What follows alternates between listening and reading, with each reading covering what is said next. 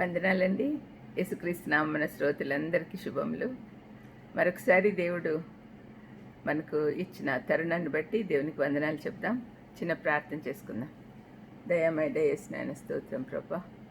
తండ్రి, ఈ రోజున మీ దీవెనల గురించి, మీరు దీవిస్తే ఎవరు వాటిని మార్చలేరు అనే విషయము మా హృదయాల్లో స్థిరపరచడానికి మీరు మాట్లాడమని యేసుక్రీస్తు నామమున వేడుకొంచున్నాను తండ్రి. ఆమేన్. సంఖ్యాకాండము 23:20లో బిలాము చెప్పిన మాటలు. బిలాం అనే ప్రవక్త బాలాక్ అనే రాజుతో చెప్తూ ఉన్నాడు. ఇదిగో దీవించమని నాకు సెలవాయను, ఆయన దీవించను, నేను దాన్ని మార్చలేను. ఈ మాటలు ఎంత బాగున్నాయి చూడండి. ఇక్కడ దేవుడు మనల్ని దీవిస్తే ఎవరు మార్చలేని లేదు అనే సంగతి మనకు అర్థమవుతుంది. ఆ మాట మనము అర్థం చేసుకోగలిగితే చాలా మనకు నిశ్చింతగా ఉంటుంది. యాక్చువల్గా దేవుని దగ్గర నుంచి దీవెనలు పొందాలంటే మొదటిగా మనం ఏం చేయాలి? ఆయన బిడ్డలం అవ్వాలి. ఆయన యందు భయభక్తులు కలిగి ఉండి రక్షణ పొంది ఆయన యందు విశ్వాసం ఉంచితే అప్పుడు మనం ఆయన బిడ్డలు అయ్యేదానికి అవకాశం ఉంటుంది. యోహాను 1:12 చెప్పినట్లుగా నన్ను ఎందరు అంగీకరించుతారో వాళ్ళందరూ కూడా నా కుమారులు అనబడదురు అని ప్రభువే స్వయంగా చెప్పాడు. అందుకని మనము ఎప్పుడైతే ఆయన కుమారులం అవుతామో అప్పుడు మనకు దేవుడిచ్చే దీవెనలు కానీ, ఆశీర్వాదాలు కానీ, బహుమతులు కానీ ఎవరు మార్చలేరు. అది అట్లనే ఉంటాయి మనకు స్థిరంగా. ఈ నిత్యత్వంలోనే ఎక్కువ దొరుకుతాయి అనుకోండి. ఇక్కడ కూడా ఈ లోకంలో కూడా దేవుడు దీవించాలనుకుంటే మనకి ఏమేం కావాలో అన్నీ ఇస్తూనే ఉన్నాడు కదా. మరి ఆ దీవెనలు ఎవరు కూడా తీసివేయలేరు. ఇక్కడ నేపథ్యం ఏమంటే బాలాకు రాజు ఇజ్రాయేలీలను శపించమని బిలాముతో మాట్లాడతాడు. బిలాం అనే ప్రవక్త. ఇజ్రాయెల్ ప్రజలు ఐగుప్తు బానిసత్వం నుంచి బయటకు వచ్చిన తర్వాత దేవుని ప్రణాళిక ప్రకారము వాళ్ళకి దేవుడిస్తానన్న వాగ్దాన దేశం ప్రవేశిస్తూ ఉన్నప్పుడు, అంటే he didn't give it in a golden platter. అది మీరు తీసుకోండి అని ఏమీ కష్టం లేకుండా అప్పచెప్పలేదు దేవుడు. అక్కడ యుద్ధాలు చేయాలి, అక్కడ ఉండే ఎనిమిస్తో యుద్ధాలు చేసి స్వతంత్రించుకోవాలి. అయితే దేవుడు చెప్పాడు కాబట్టి ఆయన మనతో ఉంటాడు ఆ యుద్ధాల్లో అంతా. మీరు ఇజ్రాయెల్ చరిత్ర చదివితే చాలా చక్కగా అనిపిస్తుంది. ఆయన చిత్త ప్రకారం చేస్తే యుద్ధం యెహోవాదే అనే మాట అక్కడి నుంచే వచ్చింది కదా. యుద్ధం యెహోవాదే అని చెప్పి ప్రతి యుద్ధం ఆయనే చేశాడు, ఎక్సెప్ట్ అవిధేయత చూపించినప్పుడు తప్ప. మరి ఇటువంటి దేవుడు మనకు ఆశీర్వాదాలు ఇస్తే ఎవరైనా ఆపగలరా? వీళ్ళు ఇజ్రాయెల్ ప్రజలు ఇట్లా గెలుచుకుంటూ పోతూ ఉంటే ఒక మోయాబీయుడైన రాజు ఆ వాళ్ళ ప్రాంతంలోకి వచ్చినప్పుడు అతను ఏం చేశాడంటే, అతని పేరు బాలాకు, బిలాం అనే ప్రవక్తను పిలిపించినాడు.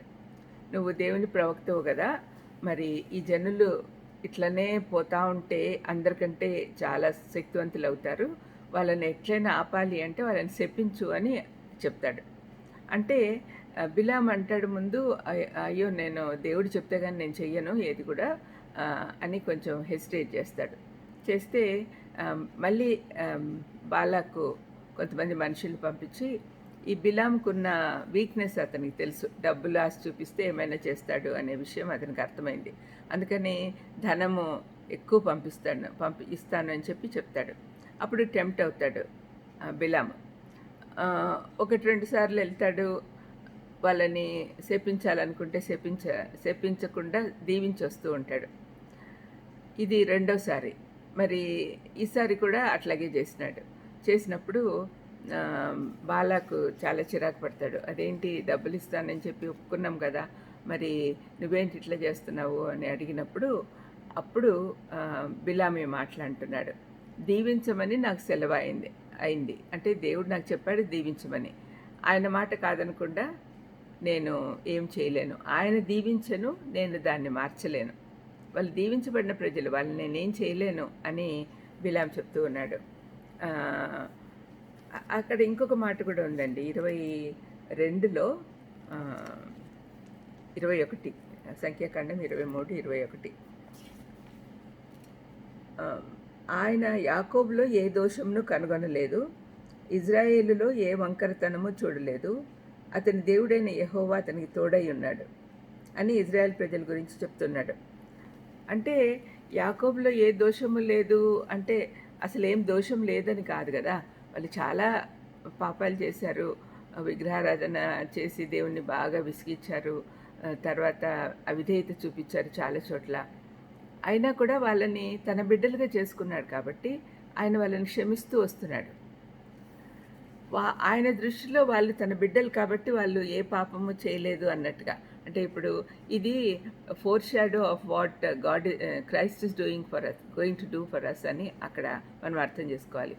అంటే బైబిల్లో ఏం చదివినా కూడా మనము కొత్త నిబంధనలో ఉండేటివన్నీ పాత నిబంధనలో నీడలుగా కనపడతాయి. ఇదే ఇక్కడ కనపడుతుంది. ఇక్కడ బిలాం ఏమంటున్నాడు, నేను ఆశీర్వదించబడిన వాళ్ళని వాళ్ళ దీవెనల నుంచి నేను మార్చలేను అని అన్నాడు. ఇదే మాట యేసుప్రభుని నమ్ముకున్న వాళ్ళందరికీ వర్తిస్తుంది. వాళ్ళేం తప్పు చేసినారని, తప్పు చేయలేదు అని కాదు. యాకోబు సంతానము ఇజ్రాయేలీలు చాలా పొరపాట్లు చేశారు. వాళ్ళ చరిత్రలో చదివితే చాలా విషయాలు మనకు అర్థమవుతాయి. అయినా కూడా వాళ్ళు ఏం చేయలేదు, ఆయన దృష్టికి ఏం చేయలేదు అని అంటున్నాడు. ఆ మాట మనము చూస్తే 2 కొరింథీ 5:21 ఏ పాపం ఎరుగని ఆయన మన కోసం పాపంగా చేయబడ్డాడు, ఎందుకంటే క్రీస్తునందు మనము నీతిమంతులు అగుటకు అని అక్కడ రాయబడింది 2 కొరింథీ 5:21. మరి ఆయన నీతి అగుటకు మన పాపంలో ఆయన మోసెను అని రాయబడింది. ఏ పాపం లేని ఆయనను పాపంగా చేసెను ప్రభువే, దేవుడే చేశాడు. మరి ఇంత గొప్ప దేవుడు మనల్ని నీతిమంతులుగా చేసిన తర్వాత, ఆయన రక్తంతో కడిగిన తర్వాత మనము ఏ పాపము చేయనట్లు అనుకుంటున్నాడు ఆయన. మనలో ఏ పాపము కనపడదు. అదేవిధంగా ఇజ్రాయెల్ జనాంగానికి అబ్రహాం, ఇస్సాకు, యాకోబులకు చేసిన వాగ్దానం, వాళ్ళతో చేసిన నిబంధన ప్రకారము వాళ్ళ ప్రజల్ని దీవిస్తానని దేవుడు చెప్పాడు. ఇది అబ్రహాంకు చేసిన నిబంధన షరతులు లేని నిబంధన. మీరు ఒకవేళ పొరపాటు చేసినా కూడా నేను మిమ్మల్ని క్షమిస్తాను అన్నాడు. ఆ తర్వాత వచ్చిన ఆశీర్వాదాలన్నీ, వాగ్దానాలన్నీ నిబంధనల షరతులతో కూడిన నిబంధనలు. బైబిల్లో ఏ వాగ్దానం చూసినా కూడా దాన్ని వెంబడి షరతు ఉంటుంది. నువ్వు మంచిగా ఉంటేనే నేను దీవిస్తాను. ద్వితీయోపదేశకాండము 28వ అధ్యాయంలో అవన్నీ కూడా మనకు బాగా కనపడతాయి. మనం మంచిగా ఉంటేనే, మనం దేవుని యందు భయభక్తులు కలిగి దేవుని మీద నమ్మకం ఉంటేనే మనకు వస్తాయి ఆశీర్వాదాలు. ఇక్కడ ఈ ప్రజలు మాత్రం, ఇజ్రాయెల్ ప్రజలు మాత్రము అబ్రహాము, ఇస్సాకు, యాకోబుల నిబంధన ప్రకారం వాళ్ళని రక్షిస్తూ ఉన్నాడు దేవుడు. వాళ్ళ మీద అతి ప్రేమ చూపిస్తున్నాడు. వాళ్ళు ఎంత భయంకరంగా పాపం చేసినా కూడా వాళ్ళని క్షమిస్తూ ఉన్నాడు. అది దేవుని ప్రేమ. హోషేయ గ్రంథంలో చాలా బాగా వివరిస్తాడు దేవుడు వాళ్ళ పట్ల తనకున్న ప్రేమను బట్టి. ఇక్కడ బిలాం అదే అంటున్నాడు, వాళ్ళు ఏ పాపం చేయలే అని దృష్టిలో ఆయన వాళ్ళని దీవించాడు, వాళ్ళని నేనేం చేయలేను అని అన్నాడు. ఇదే విధంగా మనం కూడా విశ్వాసం ద్వారా అబ్రహాం సంతానమైనందున మనకు కూడా ఈ ఆశీర్వాదాలన్నీ వస్తాయి. మనము ఎప్పుడు కూడా మనకు చేసిన వాగ్దానాలు కానీ, మనకు వచ్చే రక్షణ వల్ల వచ్చే బహుమతులు కానీ ఎవరు తీసివేయలేరు. రక్షణ శాశ్వతము. రక్షణ ద్వారా వచ్చే బహుమతులన్నీ కూడా, ఆశీర్వాదాలన్నీ కూడా శాశ్వతమే. మనకు యేసుప్రభు ద్వారా వచ్చిన ఆశీర్వాదాలన్నీ ఒక్కసారి ఒక లిస్ట్ లాగా తయారు చేసుకొని చూద్దాం. ఒక 9 ఆశీర్వాదాలు మీకు చెప్తాను. అవన్నీ కూడా మన దగ్గర నుంచి ఎవరు తీసివేయలేరు. చాలా ఆశీర్వాదాలు ఉన్నాయి మనకు యేసుప్రభుని నమ్మి ఆయన మార్గంలోకి వస్తే మనకు దేవుడు ఎన్నో గొప్పగా ఆశీర్వదిస్తాడు. ఆయన బిడ్డలం అవుతాం కదా. ఆయన స్వాస్థ్యంలో భాగం మనం. పరలోకంలో ఆయన మనకు భాగం ఇస్తాడు. ఇట్లాంటివన్నీ మనం చూస్తే చాలా ఆశ్చర్యం వేస్తుంది. మొదటిదిగా అన్నిటికంటే ప్రాముఖ్యమైన బహుమతి ఏంటంటే, ఏ యోగ్యత లేని మనకు తన కృపతో రక్షించి ఉచితంగా విమోచించుట అనేది అన్నిటికంటే గొప్ప ఆశీర్వాదం. రక్షణ లేకుంటే మనం పరలోకానికి వెళ్ళలేం. ఆయన మన పాపాలే కడగకపోతే పవిత్రుడైన దేవుని దగ్గరికి పోలేం మనం. మరి అన్నిటికంటే గొప్ప ఆశీర్వాదం అది. ఈ ఆశీర్వాదం ఎవరు తీయలేరు కదా! యేసుప్రభు చెప్తాడు, నా దగ్గరికి వచ్చిన వాళ్ళని ఎవరు ఆపలేరు అని. తండ్రి నా దగ్గరికి పంపించిన వాళ్ళని నేను జాగ్రత్తగా చూసుకుంటాను అని అంటాడు. భద్రపరుస్తాడు ఆయన మనల్ని. మన రక్షణ ఆయన చేతుల్లోనే ఉంది. ఆయన ఉచితంగా ఇచ్చిన రక్షణ మళ్ళీ వెనక్కి తీసుకోడు. మనం కూడా రక్షణ శాశ్వతం కాదు అని కొంతమంది చెప్పే మాటలు నమ్మద్దండి. అయితే మన నిజంగా రక్షణ వచ్చిన వాళ్ళని దేవుడు అద్భుతంగా ఆశీర్వదిస్తాడు. రక్షణ శాశ్వతం. అది మనం సంపాదించుకుంది కాదు కదా, అది ఉచితంగా వచ్చింది కాబట్టి ఎవరు మన నుంచి తీసేయలేరు. రెండవది, సాతాను ఓడించబడిన శత్రువు. సాతాను గురించి ఇంక భయపడిన అవసరం లేదు. సిలువలో ప్రభువు సాతాను తల చితక్కొట్టాడు. ఇప్పుడు అది ఎలాంటి పరిస్థితుల్లో ఉంది అంటే, ఒక పెద్ద గొలుసుతో కట్టిన భయంకరమైన కుక్కలాగా మొరుగుతూ ఉంటుంది, కానీ ఏమీ చేయలేదు. మొదటి యోహాన్ పత్రికలో యోహాన్ చెప్తాడు, క్రీస్తులో ఉన్న వాళ్ళకి తాము భద్రపరుచుకుంటారు కాబట్టి వాళ్ళు ఏ పాపము చెయ్యరు అని, చెయ్యజాలరు అని కాదు, చెయ్యజాలరు. ఎందుకంటే ఎప్పుడు పరిశుద్ధాత్మ దేవుడు వాళ్ళను గైడ్ చేస్తూ ఉంటాడు, లీడ్ చేస్తూ ఉంటాడు. కాబట్టి పాపం చేయకుండా ఉండడానికి యేసుప్రభు మన కోసం చేసిన త్యాగాన్ని గుర్తు చేస్తూ ఉంటాడు. దాన్ని బట్టి మనము పాపం చేయకుండా ఉండగలం. ఇది గొప్ప ఆశీర్వాదం. మనం పాపం లేకుండా ఉంటే ఎంత నిశ్చింతగా ఉండొచ్చు కదా. మనకు సైతాన్ భయం లేకుండా ఉంటే ఎంత బాగా సంతోషంగా దేవుని ఆధీనంలో ఉంటాం కదా. మరి సాతాను బలం తీసివేయబడింది కాబట్టి మనం భయపడనక్కర్లేదు. ఇంకా అతనికి కంప్లీట్గా నాశనం చేయలే దేవుడు. తల చితక్కొట్టాడు, అంటే బలం తగ్గిపోయింది. మనము యేసుప్రభు మార్గంలో వెళ్తున్నప్పుడు మనల్ని అటాక్ చేయడానికి చాలా కష్టపడతాడు. కానీ బైబిల్లో అన్నీ రాయబడి ఉన్నాయి కదా. పౌలు ఏమంటాడు, సర్వాంగ కవచం ధరించుకోండి, మీకు సైతానికి ఎప్పుడు కూడా యుద్ధాలు జరుగుతూనే ఉంటాయి కాబట్టి మీరు జాగ్రత్త పడండి అని చెప్తాడు కదా. మరి ఇట్లా ప్రొవిజన్స్ అంతా మనకి ఇచ్చాడు దేవుడు. సాతాన్ని ఎలా ఓడించాలో కూడా చెప్పాడు. సాతాన్ని ఎదిరించండి, అది పారిపోతాడని కూడా యాకోబు పత్రికలో చెప్పబడి ఉంది.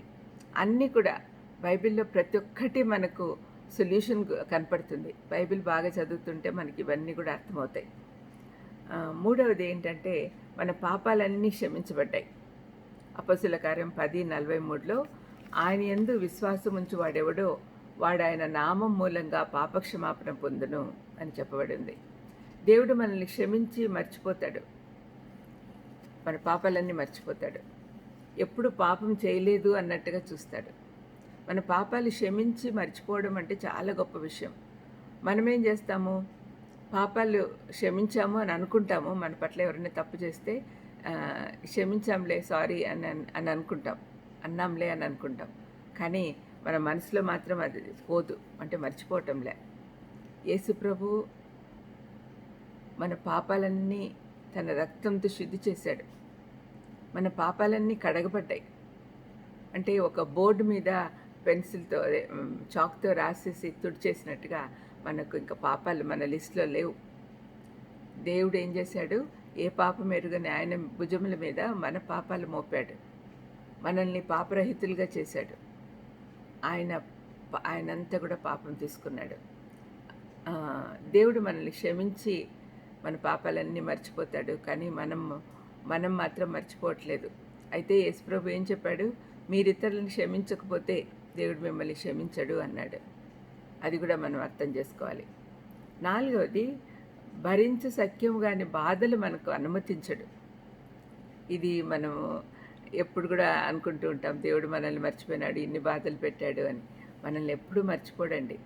1 కొరింథీ 10:13లో మీరు సహింపగలిగినంత కంటే ఎక్కువగా మిమ్మల్ని శోధింపబడనీయడు అని రాయబడి ఉంది. అంటే మనం ఎంత సహించగలమో అంతకంటే ఎక్కువ పెట్టడు.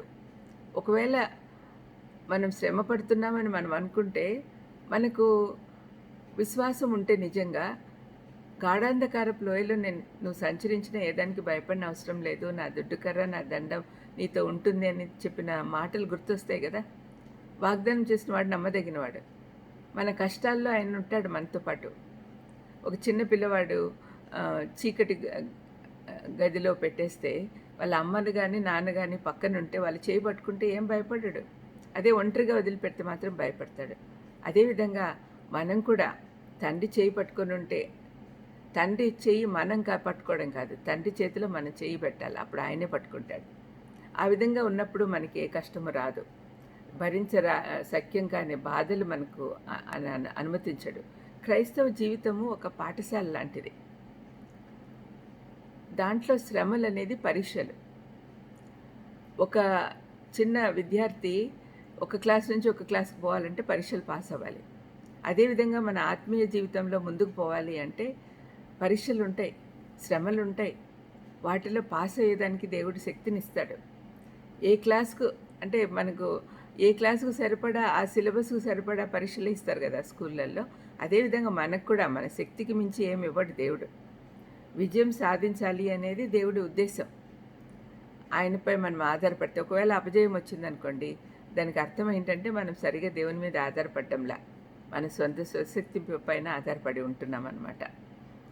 మరి 5వ పాయింట్ ఏంటంటే, దేవుడు పరిశుద్ధాత్మను మనలో ఉంచి ఆయన ద్వారా నడిపించబడినట్లు ఏర్పరిచాడు. రక్షింపబడిన ప్రతి వారిలో కూడా పరిశుద్ధాత్ముడు ఉన్నాడు. ఆయన మనల్ని నడిపిస్తూ ఉంటాడు. చివరి దినం వరకు కూడా ఆయన మనలో ఉంటాడు. మనం అలౌ చేస్తే మనలో పనిచేస్తాడు, కానీ మనం ఆయన మాట వినకపోతే ఆయన దుఃఖపడతాడు. పరిశుద్ధాత్మను దుఃఖపరచకుడి అని కూడా బైబిల్ చెప్తుంది. పరిశుద్ధాత్ముడు మనలో ఉండి మనం ఎట్టుపోవాలి అనేది చెప్తూ ఉంటాడు. మనం విని ఆ ప్రకారము ఆయన స్వరం విని ఆయన ప్రకారం చేస్తూ ఉంటే మన జీవితాలు చాలా బాగుంటాయి. ఇవన్నీ మనకు దేవుడిచ్చిన బహుమతులు. 6వది, పరిశుద్ధాత్మ దేవుడు మనలో ఉంటే పరలోక స్వాస్థ్యం లభించినట్టే. రక్షింపబడిన ప్రతి ఒక్కరిలో ఆయనను భద్రపరిచి ఆయనను ఒక సంచికరువుగా, ఒక అడ్వాన్స్గా ఇచ్చి వెళ్ళాడు యేసు ప్రభు. ఆయన వెళ్ళేటప్పుడు ఏం చెప్పాడు? నేను వెళ్తున్నాను, నా బదులు పరిశుద్ధాత్మను పంపిస్తాను, ఆయన మీ దగ్గర ఉంటాడు చివరి వరకు. మీకు పరలోక స్వాస్థ్యము అంటే పరలోక ఆశీర్వాదాలు ఏమేమి ఇస్తున్నారో ప్రభు మనకు, అవన్నిటికీ గ్యారంటీగా పరిశుద్ధాత్మ దేవుడిని మన దగ్గర పెట్టారు. సంచకరువు అంటే అడ్వాన్స్ ఇచ్చినట్టు అనమాట. ఏదైనా మనం కొన్నప్పుడు అడ్వాన్స్ ఇస్తాం కదా, అప్పుడు కన్ఫర్మ్ చేసుకున్నట్లు. అదేవిధంగా పరిశుద్ధాత్ముడు మనలో సంచకరువుగా ఉన్నాడు. 7వది, ప్రభువుపై నిరీక్షణ ఉంచిన వారెవరు సిగ్గు చెందరు. యెషయా 49:23 చివరి భాగంలో, నా కొరకు కనిపెట్టుకుని వారు అవమానం నొందరనియు నువ్వు తెలుసుకుందువు అని ఉంది. అంటే మనము ప్రభు కోసం ప్రభు వైపు చూస్తూ ఉన్నప్పుడు కొన్నిసార్లు సిలువ ఇతరులకు ఎట్లా ఉంటుంది? వెర్రితనంగా ఉంటుంది. కానీ రక్షింపబడిన వారికి అదే దేవుని శక్తి అని 1 కొరింథీలో ఉంటుంది. మరి ఆ మాటలు మనము వర్తించుకోవాలి. 8వది, దేవుడు మనకు తండ్రి. యోహాను 1:12లో తను అంగీకరించిన వారందరూ తన కుమారులు అనబడదురు అని రాయబడి ఉంది. ఆయన మనకు తండ్రి. హెబ్రీ పత్రిక 2వ అధ్యాయంలో కూడా మనల్ని అందరినీ ఒక తండ్రి దగ్గర చేర్చడానికి కుమారుడైన యేసయ్య తను అప్పగించుకున్నాడు. 9వది, నీకు విరోధంగా రూపించబడిన ఏ ఆయుధము వర్ధిల్లదు. యెషయా గ్రంథము 54:17. మనకు మన విరోధంగా ఆయుధాలు ఉండవు అని చెప్పట్లా, ఇక్కడ ఉంటాయి, కానీ అది సక్సెస్ అవ్వరు. మనం దేవుని బిడ్డలం అయ్యి మనల్ని దేవుడు దీవించాలనుకుంటే డైరెక్ట్గా ఎవరైనా వచ్చి షూట్ చేసినా కూడా మనకి ఏమీ అవ్వదు, దాన్ని పక్కకి తప్పించేస్తాడు దేవుడు. ఆ విధంగా దేవుడు మనకు విరోధంగా ఏర్పరచబడిన ఏ ఆయుధము వర్ధిల్లదు అని బైబిల్ ప్రకారం చెప్పబడింది. విశ్వసించిన ప్రతి ఒక్కరికి ఈ ప్రొటెక్షన్ ఉంటుంది, ఈ ఆశీర్వాదాలన్నీ ఉంటాయి. మరి నేను ఇన్ని ఆశీర్వాదాలు చెప్పాను కదా, ఈ ఆశీర్వాదాలన్నీ పొంది వాటిని బట్టి ఆనందించాలంటే విశ్వాసంలో స్థిరంగా ఉండాలి. మనము ఆశీర్వాదాలు మాత్రమే చూస్తున్నాం, కానీ దాని పక్కన షరతులు చూడట్లా. షరతులు లేని వాగ్దానాలు లేవు బైబిల్లో, షరతులతో కూడిన వాగ్దానాలు ఉన్నాయి. మనము దేవుని యందు భయభక్తులు కలిగి ఉండి ఆయన ఆజ్ఞలు పాటిస్తూ ఉంటే మనకు అన్ని ఆశీర్వాదాలు దేవుడిస్తాడు. మనకు మొదటిగా రక్షణ నిశ్చయిత ఉండాలి. నిజంగా రక్షణ పొంది ఉంటే ఈ ఆశీర్వాదాలు మనం పోగొట్టుకోం.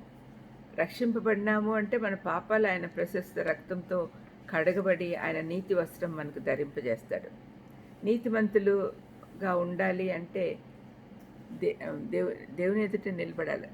రైచియస్‌నెస్ అంటారు ఇంగ్లీష్‌లో కదా! Right being right in front of God. దేవుని ఎదుట నిలబడాలంటే మనం నీతిమంతులం అవ్వాలి. మన స్వనీతి మురిగుడ్డలు లాంటిది. యేసుప్రభు రక్తంతో మనల్ని కడిగి నీతి వస్త్రం ధరింపజేస్తాడు. ఆ నీతి వస్త్రం మన దగ్గర ఉండాలి. అది లేకుంటే మనల్ని పరలోకంలోకి అలౌ చెయ్యరు. కాబట్టి మనకు నీతి వస్త్రం ధరింపజేసుకున్న తర్వాత మనకు దేవుడిచ్చే ఆశీర్వాదాలు ఎవ్వరు కూడా తీసివేయలేరు. సైతాన్ ఎప్పటికప్పుడు ప్రయత్నం చేస్తూనే ఉంటాడు మన నీతి వస్త్రం తీసేయాలని. అసలు నీతి వస్త్రం ఇచ్చిన తర్వాత వాడు ఏం దగ్గరికి కూడా రాడలేండి, కానీ మనల్ని రక్షణ మార్గంలోకి నడిపించకుండా ఉండడానికి అడ్డుపుల్లలు వేస్తూనే ఉంటాడు. కానీ మనము ఎదిరించి నిల్చుంటే వాడు పారిపోతాడు. మనము సరైన సాక్షులుగా ఉండాలి.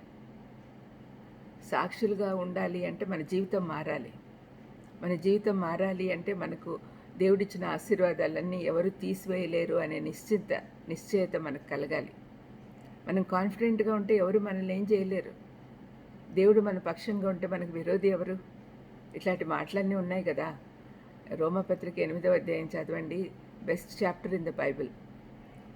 దాంట్లో రాయబడిన మాటలు ఏంటంటే, తండ్రి అయిన దేవుడు తన కుమారుణ్ణి మన కోసము బలిగా అర్పించడానికి వెనుదీయకు ఉన్నవాడు ఇంకేమైనా అడిగితే ఇవ్వకుండా ఉంటాడా అని అంటారు.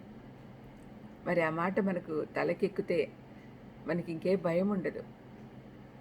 దేవుని చిత్త ప్రకారం మనం ఏం అడిగినా దేవుడు మనకిస్తాడు. అయినా అడగకముందే మనకు అన్నీ సమకూరుస్తున్నాడు దేవుడు. మరి అలాంటప్పుడు మనం భయపడిన అవసరంలా. ఆయన వాగ్దానాలన్నీ మనము నమ్మాలి. మనకి దేవుడు ఈ లోకం మీద, సృష్టి మీద అధికారం ఇచ్చాడు. ఆదికాండము 1:28లో మీరు ఏలండి అని చెప్పాడు. అది ఆ అధికారము ఆదాము హవ్వలు పాపం చేసినప్పుడు పోగొట్టుకున్నారు. కానీ ఎప్పుడైతే మనము యేసుప్రభు రక్తం ద్వారా కడగబడి నీతిమంతులుగా అవుతామో అప్పుడు తిరిగి మనకు ఆ అధికారం వస్తుంది. ఫర్ ఎగ్జాంపుల్, సృష్టి యావత్తు మన చేతిలో పెట్టుకునే దానికి దేవుడు అధికారం ఇచ్చాడు. ఒక పెద్ద ఏనుగు ఉందనుకోండి, ఒక ఏనుగుకు ఎంత వెయిట్ ఉంటుంది? ఒక 5 టన్నులు ఉండొచ్చు. మరి అది ఒక వాడెంత ఒక 50 కిలోలు ఉంటాడేమో. 50 కిలోలు ఉండేవాడు 5,000 కిలోలు ఉండే ఎలిఫెంట్ను ఎట్లా మచ్చిక చేసుకుంటాడు? అది దేవుడిచ్చిన కెపాసిటీ, అథారిటీ. దాన్ని ఎట్లా మచ్చిక చేసుకోవాలి అని తెలుస్తుంది. Even Satan is like that. Satan అంతే, గర్జించి సింహం వలె వస్తాడు కానీ మనము ఎదిరిస్తే పారిపోతాడు. కాబట్టి మనం అది ధైర్యంగా ఉండాలి. మనము మంచి విట్నెస్లుగా ఈ లోకంలో ఉండాలి. మనకు నిజమైన విశ్వాసం ఉంటే మన క్యారెక్టర్ కూడా మారిపోతుంది. నీతిగల వాళ్ళుగా బతుకుతాం. మనం దేవుని బిడ్డలుగా ఉండడానికే రక్షింపబడ్డాం. మనము దేవుని సారూప్యంలోనికి మారాలి రక్షింపబడిన తర్వాత. ఈ లోకంలో మన పిల్లలు మన పోలికలు కలిగి ఉంటారు. అయితే మనము పరలోకవాసులము. ఎప్పుడైతే రక్షింపబడినామో అప్పటి నుంచి మనము సిటిజన్స్ ఆఫ్ హెవెన్. మనం దేవుని రాజ్యానికి వారసులం. కాబట్టి మన బిహేవియర్ కానీ మన లైక్నెస్ కానీ దేవునిలాగా ఉండాలి. మనం దేవుని బిడ్డలం కాబట్టి. నీతిమంతుడు ఎప్పుడు కూడా విశ్వాసం మూలంగా జీవిస్తాడు. దేవుని కోసమే జీవిస్తాడు. దేవునిలాగా దేవుణ్ణి పోలి నడుచుకుంటాడు. ఆయన ఏర్పరిచిన మార్గంలోనే నడుస్తాడు. ఏమీ స్వార్థంతో చేసిన పనులేమీ ఉండవు. మనము నీతిమంతులుగా ఉన్నాము అని మన అనుదిన జీవితంలో కూడా కనపడాలి. అప్పుడే దేవుడు మనల్ని అన్ని విధాలుగా ఆశీర్వదిస్తాడు. అందుకనే మనము ఈ ఆశీర్వాదాలు పొందడమే కాకుండా దాన్ని రీటైన్ చేసుకోవాలి అంటే మన జీవితము క్రమశిక్షణలో ఉండాలి. అనుదినము ప్రార్థన చేయడం కానీ, వాక్యం ధ్యానించుకోవడం కానీ, దేవుణ్ణి హత్తుకొని జీవించడం కానీ ఇవన్నీ చేసినప్పుడు మనకు అనేకమైన ఆశీర్వాదాలు దేవుడు దయచేస్తాడు. ఆ ఆశీర్వాదాలన్నీ కూడా దేవుడు మనకిచ్చిన తర్వాత సైతాన్ కానీ ఇంకెవరు కానీ మన నుంచి తీసివేయలేరు, ఎవరూ మార్చలేరు. అది ఈరోజు మనకు దేవుడిచ్చిన నిశ్చయిత. ప్రార్థన చేసుకుందాం. దయమేడ యేసు నాయన. అవును తండ్రి, మేము నీతిమంతులుగా ఉన్న రోజులు నీతిమంతులుగా మీరు మమ్మల్ని తీర్చిన తర్వాత మాకు వచ్చే ఆశీర్వాదాలని ఎవరూ మార్చలేరు నాయన. ఈ గొప్ప సత్యము మా హృదయాల్లో నింపినందుకు మీకు స్తోత్రం చెల్లిస్తూ నిశ్చయితతో జీవించేదానికి సహాయం చేయమని యేసుక్రీస్తు నామమున వేడుకొంచున్నాను తండ్రి. ఆమేన్. God bless you.